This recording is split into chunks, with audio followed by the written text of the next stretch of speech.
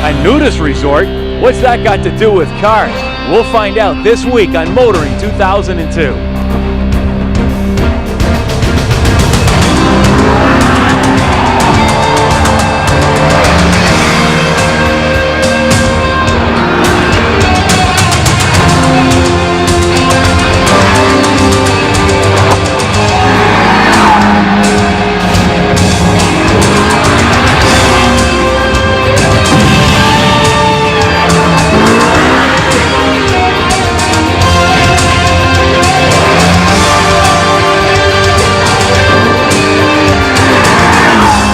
TSN's Motoring 2002 is brought to you by Quaker State Motor Oils, formulated for the vehicles you drive and the way you drive them. And Midas. Keep a good thing going. Go Midas.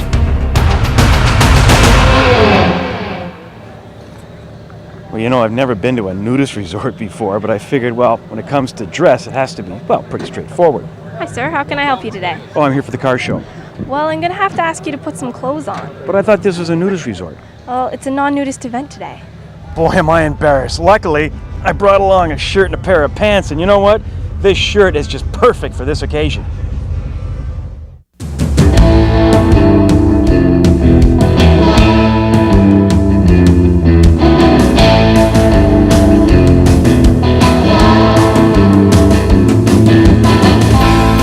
Well, this is our fourth year for this show. It's grown from something very small into, as you see, something very big. And it's quite a unique show, being that it's tied with the resort. And the resort is something quite different too. A lot of people think nudists are in colonies, but that is a term from the old ages. You know, we are now resorts with all the facilities and comforts of modern day life.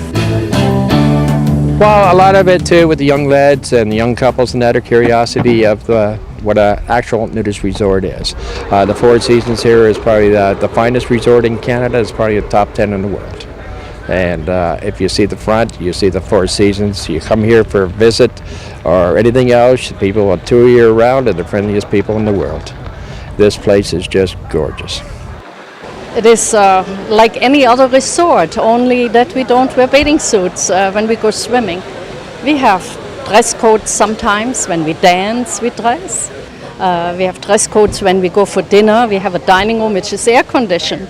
It would be uncomfortable to be there in the nude, and besides, if you spilled the soup, it'll be even more uncomfortable. It's a 28 Ford Roadster. It used to be a coupe. The top's been taken off, 350 engine.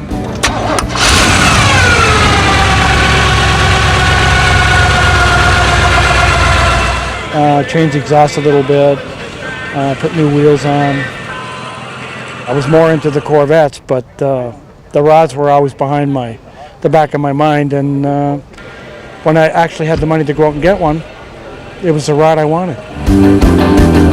Right now I'm driving a 71 Datsun 510. Got a couple other cars still in progress, but this was the one that was running, so this is the one that came. Enjoy cars? I love them, yes. My husband and I, we collect them. Probably not what you would consider collector cars, but stuff that we enjoy, and we drive them all the time. Well, it's a 1947 Ford cab-over engine. When I found it, it was just an empty shell of a cab. No frame, no doors, windows, fenders, or anything. Just the bare bones all rusted out and everything. It's taken a lot of work and time and money too to put it together and everything, but it was actually the wife that picked it out. She thought it would look awesome. It's a 80 Ford cube van frame, power steering, power brakes. I stretched the center of it 8 feet, put 4 feet in the rear end for the beaver tail. It's got the 400 cubic inch Ford motor, exhaust right to the back end, going out to 8 headers or 8 outlets. I've seen them in the catalogs in the States and stuff going for 40 to 60,000, but just what this one is worth, someday I'll have to get it appraised.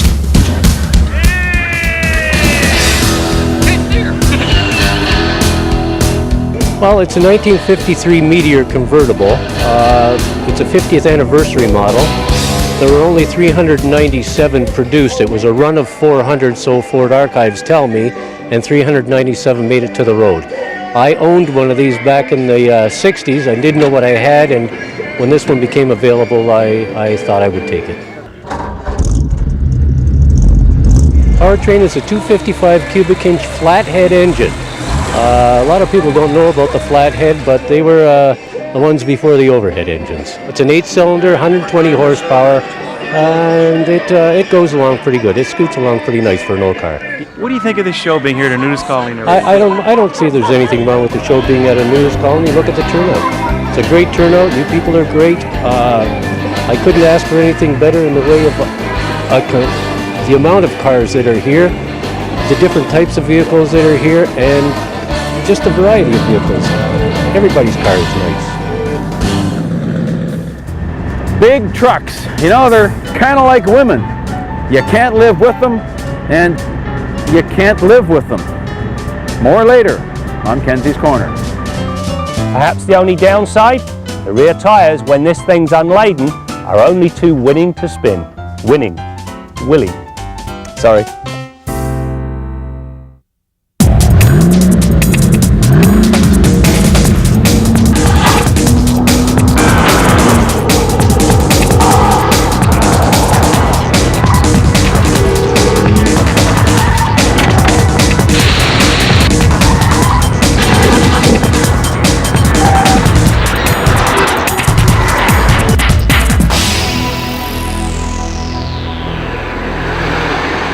Just when you think you've seen everything, somebody does something a little different. In this case, it's GM. They've taken part truck, part SUV and combined it in what they're calling the Swiss Army knife of the automotive world. This week on Test Drive, it's the Avalanche. Under the hood sits one serious V8 that really does mean business. Not only does it push 325 pounds-feet of torque and 285 horsepower to the wheels, it is quiet and never at a loss for power, even though it must motivate almost 6,000 pounds of sheet metal. Sitting between the automatic four-wheel drive system, which includes two-wheel drive, the automatic setting, as well as 4-low, is the usual 4-speed automatic transmission. As is expected of a GM tranny, this one is the model of smoothness as it slips between the cogs, and when needed, the kickdown is prompt. It also comes with a tow haul mode. Now, while designed to stretch the shift points out when you're towing, it really works equally well when you exercise the engine's muscle, because again, it holds each gear a little longer. You know, this engine is one torquey beast, primarily because anywhere between 1,600 and 5,000 RPM, you've got in excess of 290 pounds-feet of torque at your disposal. Now, that's a really good thing because it gives this Avalanche an 8,300 pound tow capacity.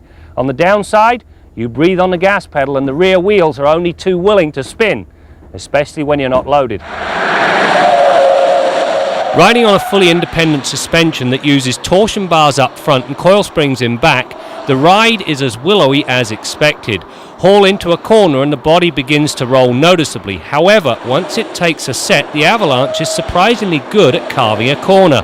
Hardly what you expect of a truck fitted with a large set of knobbly tyres. Through the pylons, the Avalanche was easily controlled, with understeer only showing up during hard transitions. And considering the level of power assist, the steering retains decent feel and feedback. The Swiss Army knife of this truck starts at the glass and works all the way back to the tailgate. To begin with, there's a couple of storage boxes on either side of the bed. These things you can put just about anything in, up to and including drinks, which you can actually ice down. Then you've got these 3 hard tonneau covers. Now, they will actually hold about 200 pounds on top of them. Then, when you lock the tailgate, you've now got a secure storage area. So how do you take these babies out? Well, I'm going to let Brad Diamond demonstrate that.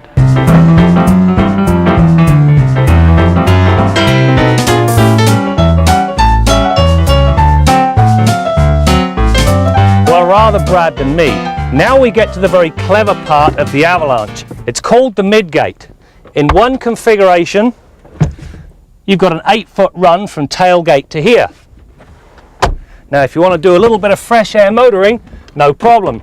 Release a couple of clips, drop the glass out, slip it into its special spot. Now you've got fresh air. However, got a big bulky item? No problem at all.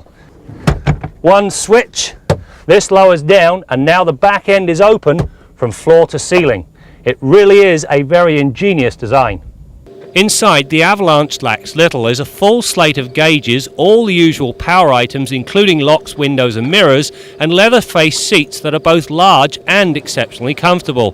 To the right there's a decent radio and easily decipherable climate controls, as well as OnStar, which bails you out in case of an emergency or if you happen to get lost.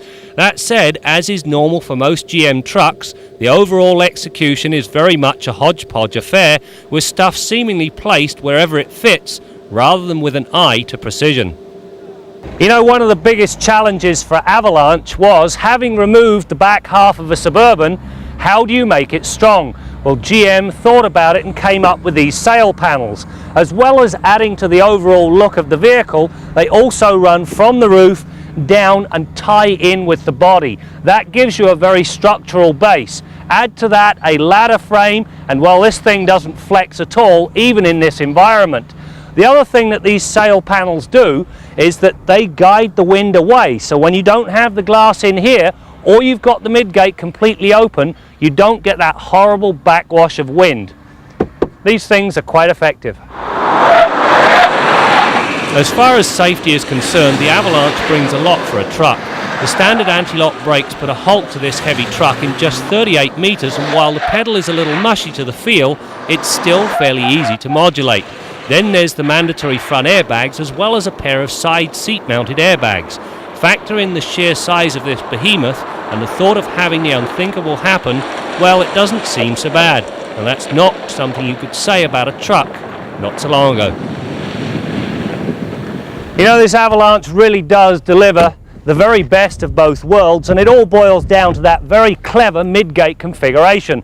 On the one hand, you've got a 5-passenger compartment that verges on being luxurious. On the other, you reconfigure the midgate, you've now got an 8-foot box which allows the Avalanche to do just about anything a real pickup truck would be expected to do. The only thing I'm not sure about are these hard tonneau covers. On the one hand, I like the lockable storage space they give you. On the other, they're very difficult and heavy to maneuver. I know that if I bought one of these Avalanches, they'd be one of two places, either on the truck as they are, or in my garage. The last place they'd be is that silly bag that Brad had so much fun with.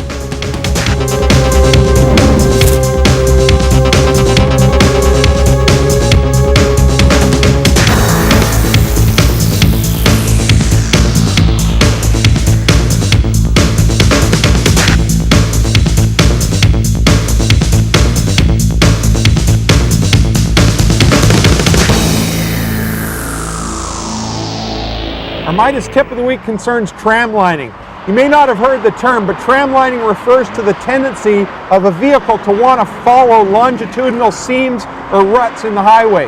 On a multi-lane highway, many of the lanes are severely rutted from heavy truck traffic.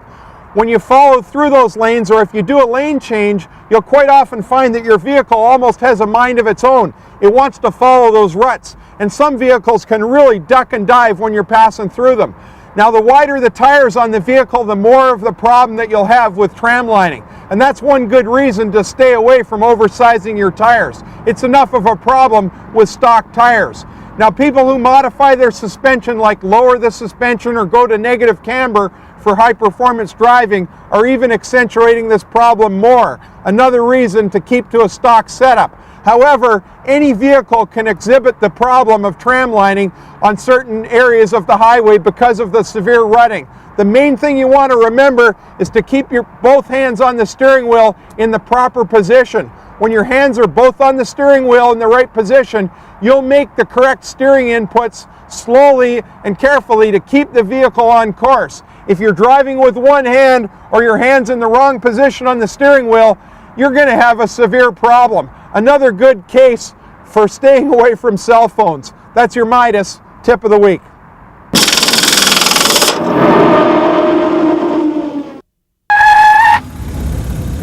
People have spoken, TJ. They want to see the Rev. And there's only one way that I know how to show them, and that's through dance.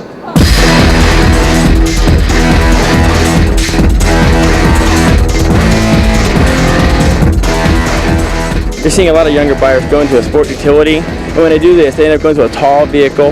This vehicle still has like the flare and the fast center line and the sporty profile that I think a lot of young people aspire to. but because of the functionality that it has, they don't have to give up the utility.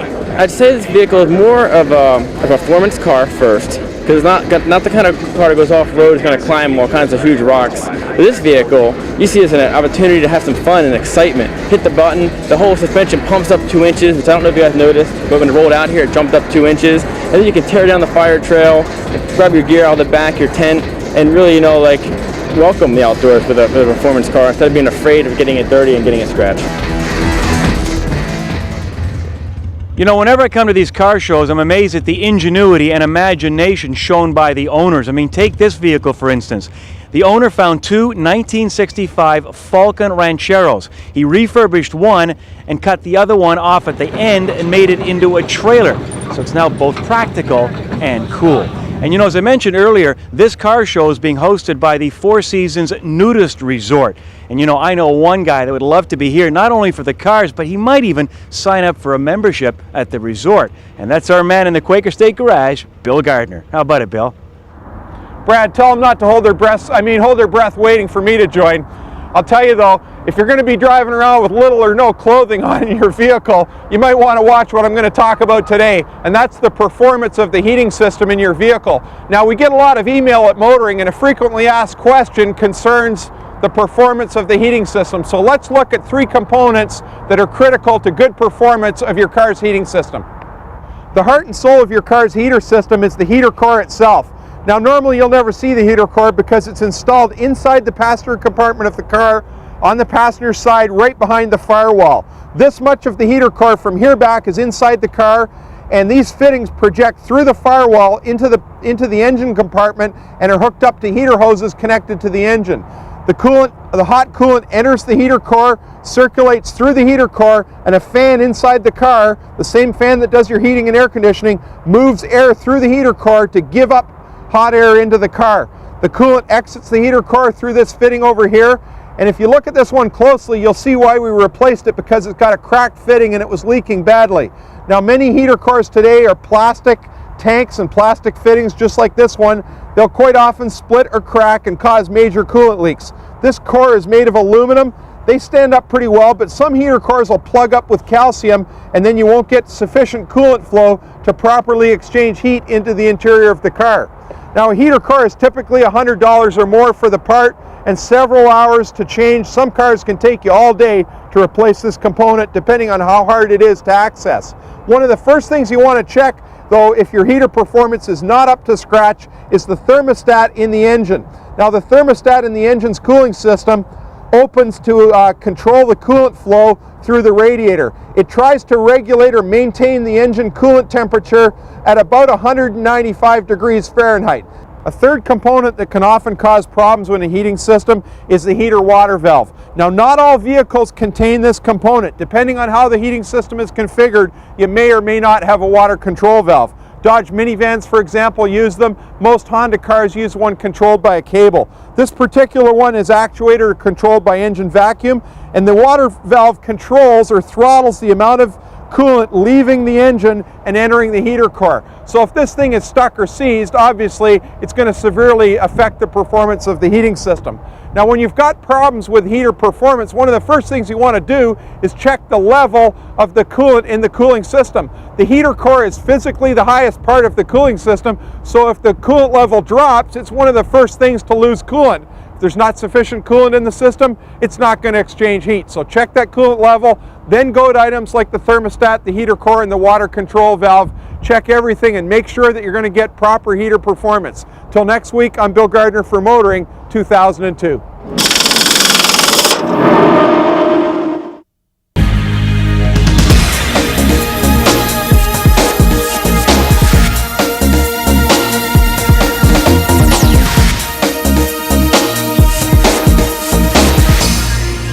There's a move afoot to spend $2 billion of taxpayers' money on something called an intermodal freight transportation system for Southern Ontario. The idea is that transport trailer trucks like this one will be put onto rail cars at one end of the city of Toronto and shipped by rail to the other end, where they'd be offloaded and carry on their way. The idea is they can get up to 1 million vehicles off the highway every year. Well, I'm all in favor of that. But whatever happened to piggyback? I mean, don't we already do that? Put trucks on rail cars and ship them around the country? I don't see how this system is any different than that. Secondly, to me, the problem isn't so much how to get trucks off the road as to what are they doing on the road in the first place. Now, about 25 years ago, there was a system starting in Japan called Kanban, which means just in time. What would happen, for example, is that a car maker, instead of having a warehouse full of seats that would last him for a month, he'd get the seat supplier to ship him just as many seats as he'd need for a couple hours of production. Presto, the car maker no longer has this big warehousing, doesn't have the carrying cost, doesn't have the insurance, makes it a lot cheaper for him. From the seat supplier's point of view, same deal. He makes the seats, puts them on a truck, and ships them out the door. So where do they all end up? They end up in the trucks. Our highways are now the warehouses. And what happens? Well, the seat supplier has cut his costs, the car maker's cut his costs, they've thrown all this onto the truckers, the huge competition, well, they have to cut their rates to cut their costs. The first thing that goes is safety. We're all dying from wheels hitting us in the face, and our roads are turning to dust because these trucks are multiplying like rabbits. So, now, I don't exactly know what the solution is, but it seems to me that everybody's looking at their own individual little cost component. Nobody's looking at the big picture. Nobody's got any vision as to where the real costs are. And of course, it's the little guy that gets it. Now, I always thought government was supposed to provide that vision, but what are they doing? Well, they're cutting their costs too. They're cutting back everywhere. The only bureaucrats left seem to be the ones who are calculating the pensions for the politicians. I'm Jim Kenzie. Well, that's it for this week, and you know, we're going into our 15th season on TSN, and who would have thought that we're actually doing a first, and that's hosting a program from a nudist resort. But we want to thank everybody here for being good sports about it. And as for the car show, this show has more than doubled in size in a brief 4 years, and you get the feeling the trend will continue. Well, that's it for now. We'll see you next time out as we continue to bring you more stories about cars and the people who drive them. They are much better than the road-going truck. They have race-type suspension, we have adjustable shock absorbers, roll bars, so they are pretty nimble, and it gives any good road car, and I'm talking Porsche, Ferrari, a good run for its money around a circuit like this. TSN's Motoring 2002 has been brought to you by Quaker State Motor Oils, formulated for the vehicles you drive and the way you drive them. And Midas. Keep a good thing going. Go Midas.